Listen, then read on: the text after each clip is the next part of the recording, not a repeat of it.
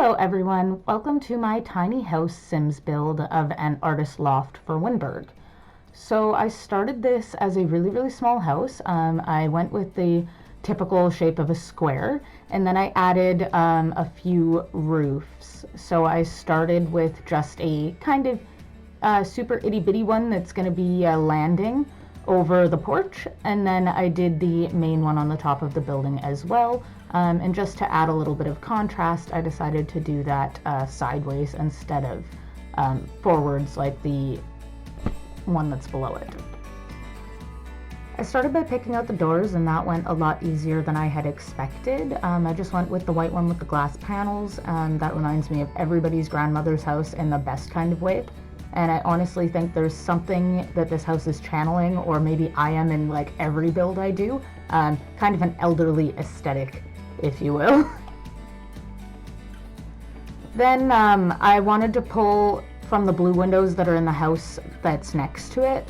So I picked these kind of minty green windows from the Strangerville expansion pack. I love them, and I think they add a lot of color and a lot of personality to the build. So I definitely think that they were a necessity on this house. I also threw a few window boxes and a couple of flowers in there just to add a little bit more brightness and really draw in that this is like an artist house. Lots of color, very palatable. That was probably the worst joke I've ever come up with, but I kind of loved it.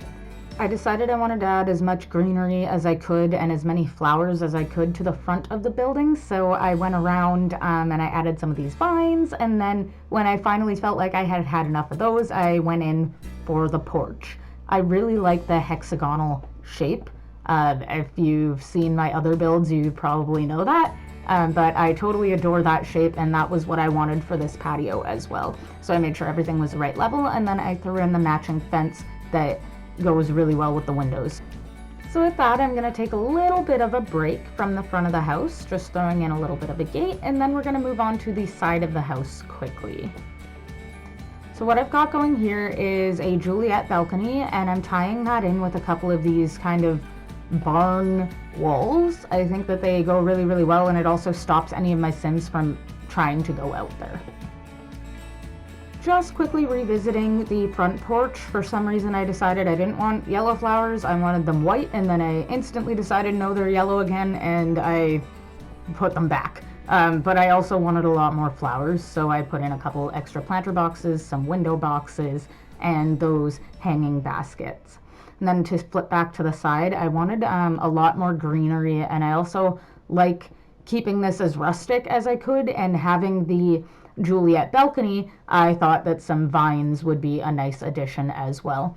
So I took them, and I thought that they looked a bit too perfect, so I added a couple of the kind of decaying vines from the vampire pack. I think that makes them look a lot less perfect, and I think that goes really well with the small town Windburg home.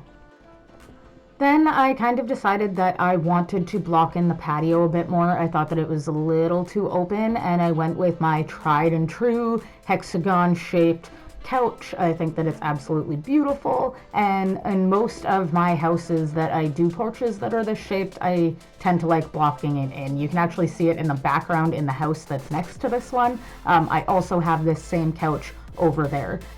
For this one, however, I went with a nice plum color, and then I added a lot of pinks and blues, just to try to keep this house as cheery as possible to fit with the artsy kind of vibe. I'm just doing a bit of landscaping over here. So to start with the pond, I always try to cover the edge of it with rocks to fill in a lot of the open space, as well as just, again, to cover the side of it. So I like to do a lot of ground cover, I like to do rocks, a lot of flowers, and I'll change the sizes of those drastically to make it look like there's more variation in the plants. I also like to add a couple trees just to round the corner of the property a little bit so it doesn't look so square.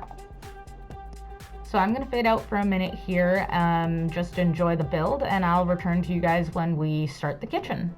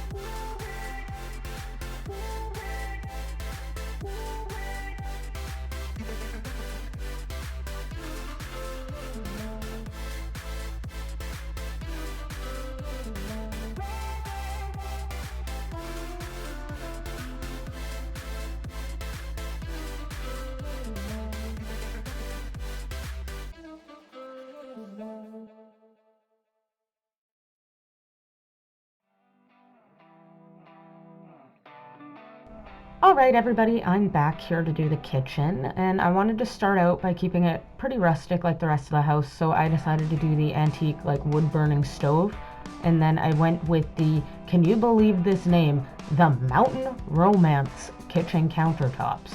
I think they actually worked pretty well here. I was trying to keep it pretty basic looking and quite open, and I think they did the right job, but that name though, it's so bad. So then I went in and tried to add as much like kitchen clutter as I could. I added microwaves and trays, platters, cake trays, utensil holders, anything that I could really find that would make the kitchen look lived in.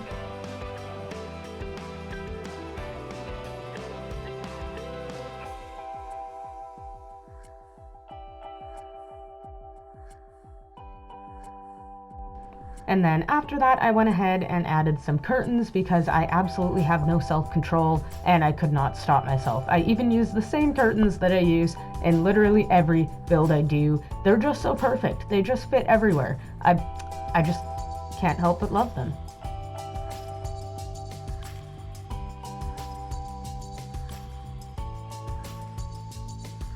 So after adding all the clutter and the typical kitchen suspects, your sink and fridge and microwave, all that kind of stuff, I just kind of topped it off with a rug. I went through a couple here and then I landed on this beige one that I picked out here.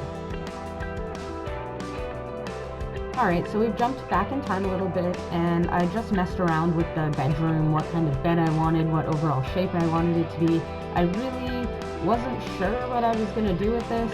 In the end, it came out okay. It's definitely not my favorite bedroom that I've ever done. If you ask me, it's probably the weak point of the house.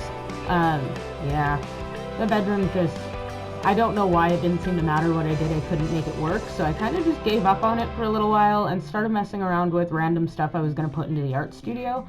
So I just grabbed all the art clutter that I feel like you would typically have, easels and all the craft stuff and that super cute painted table, which kind of made me think like maybe this artist Sim painted that table herself. Maybe she got it from Valley Village and decided it needed like an upcycle. I like to have little stories behind the things that I put in my house, so that's a story for that table.